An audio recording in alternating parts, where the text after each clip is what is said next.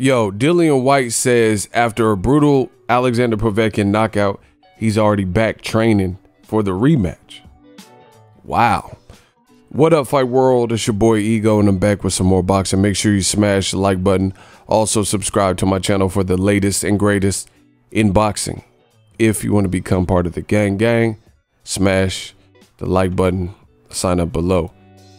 Wow. Dillian Whyte, he seems to be having a hard time coming to grips with this Povetkin fight. It really is looking bad. He's done recent interviews. He posted this picture also, you know, him getting knocked out.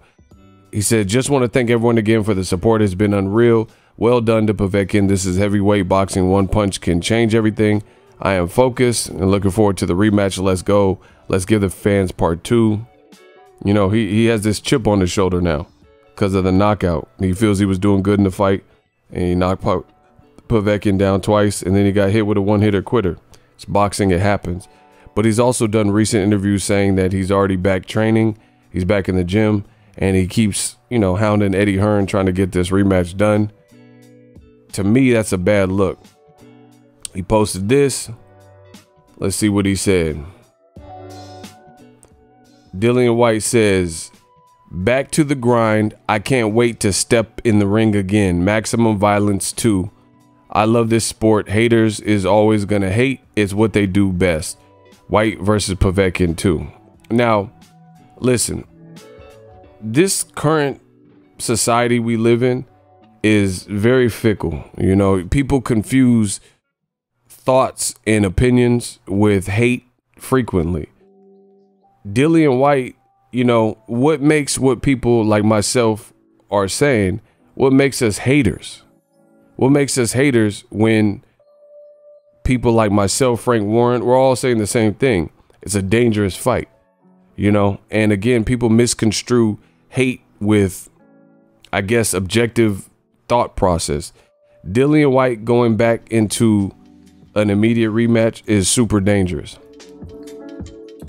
He's not waiting like 5-6 months and wants to do a rematch. He wants to do it within 90 days, basically.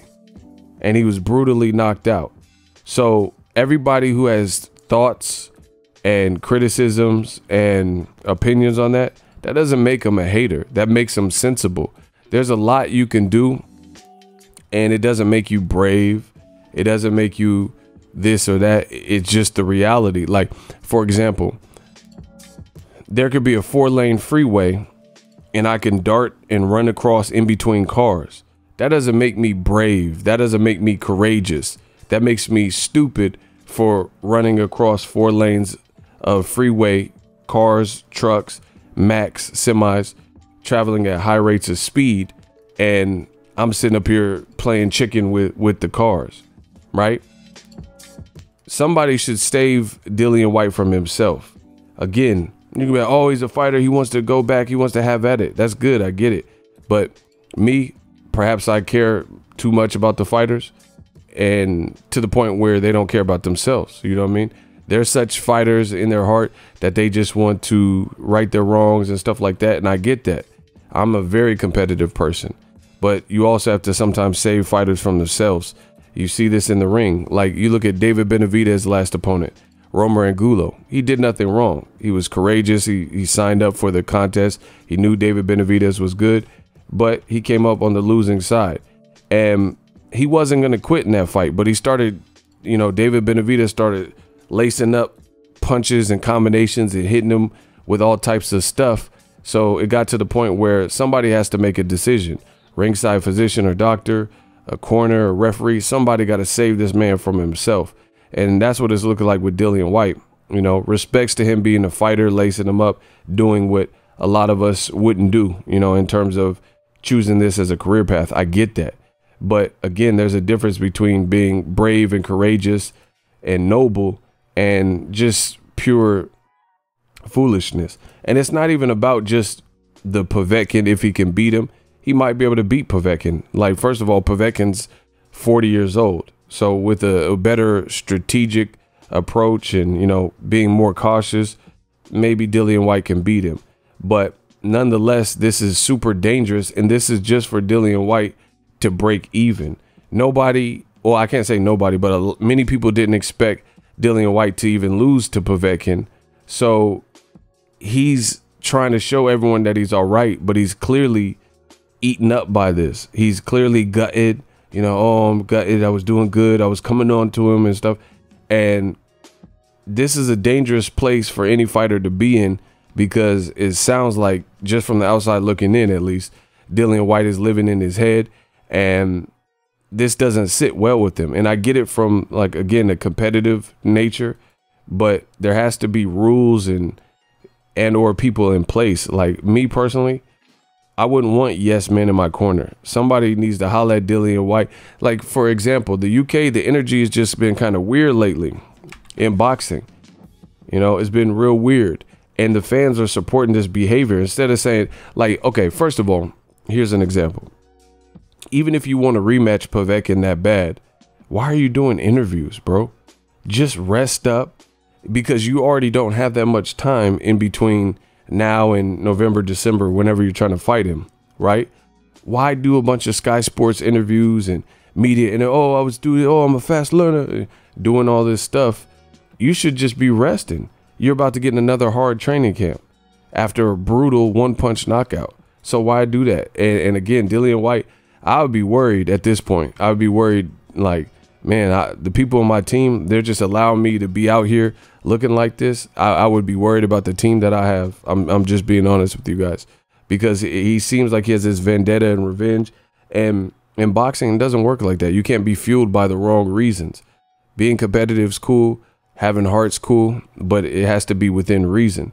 Dillian Whyte, he's not giving himself any chance to really learn, and he's not giving himself a chance to recover. Just like hard workouts, you work out 7 days a week every single day, and you don't get proper sleep. You don't rest in between sets. You don't rest in between, you know, workout days, and you abuse the same muscle group. Bad things happen. Boxing is a brutal sport. And, you know, he's trying to run it back, and he's already back training. It's just, it's overkill. And like I said, for the people who care about Dillian Whyte, they really should be in his ear saying, hey, man, you don't have to do this. And even if you absolutely want to do the rematch, then whatever, no one can stop you. But at least chill out until then. He's already back training and stuff, and he got this on his mind heavy. And I just feel like that's not a good spot to be. You know, Povetkin definitely has a one-up on him, knowing he can hurt Dillian Whyte to this capacity. Dillian Whyte, he's in between trainers, switched his trainer, and he just seems too fixated on trying to prove to the world that he's all right. So, again, I use this example. It's like somebody who went through a breakup, and they're like, oh, I'm good. I don't even care about her. Forget her. And you're really mad, and you have to compartmentalize those feelings. And I just believe in being real with yourself. If you have a gambling addiction or a drug problem, the first step to any addiction is admitting that you have a problem. And Dillian Whyte, he don't seem like he's admitting that he lost. He in his mind, he keeps saying, oh, I could beat 1,000,000%. Oh, you know what I'm saying? So I don't think he's really giving himself time to come to grips. This is just my opinion. I don't think he's really giving himself time to come to grips with the actual loss and what happened strategically. He's just so hell-bent on making it right. It's a bad position to be in. And I don't think he even realizes his level of desperation or how it looks from the outside in, which is why I'm making this video. But, you know, he's a grown man. He could do whatever he wants. You can rematch him next week if you want. I'm just giving you my opinion.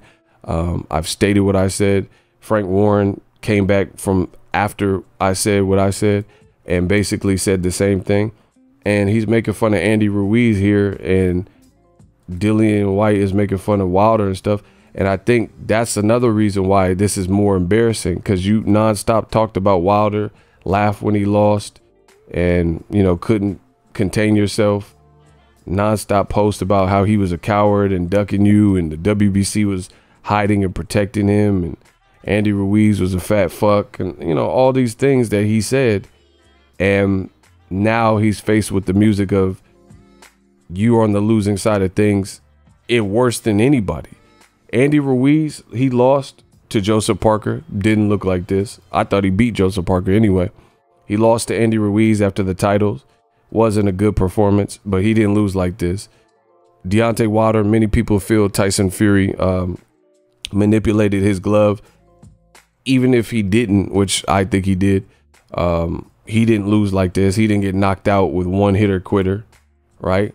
Dillian Whyte, out of all elite fights and heavyweight fights, this is probably one of the worst heavyweight knockouts at the higher level. Somebody who is, you know, considered top 5 that we've seen in recent history.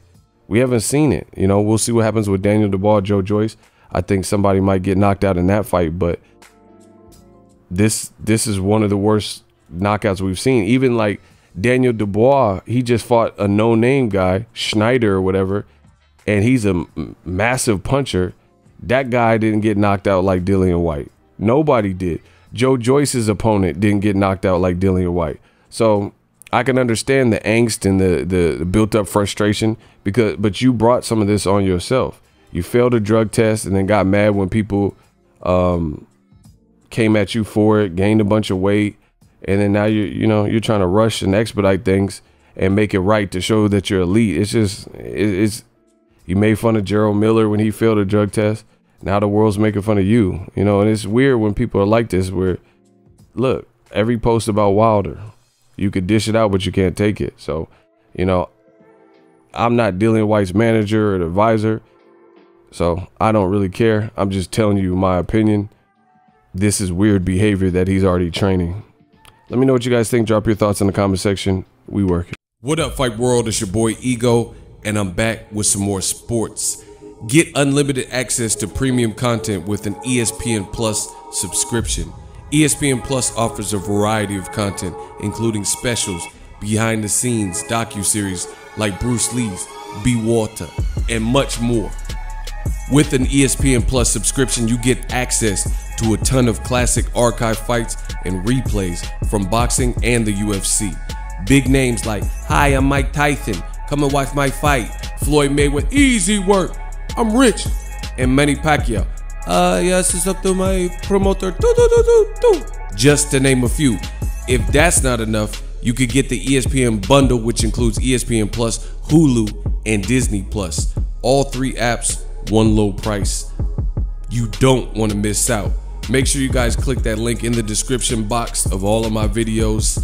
Ego, signing off. So if you enjoyed this video and want more content like this on the channel, you can show your appreciation by going to the PayPal donate button or the YouTube support button, and you can donate any amount that you feel is equivalent to the value of this video. Much more to come. Thank you guys for your support. Boxing Ego, the future of boxing.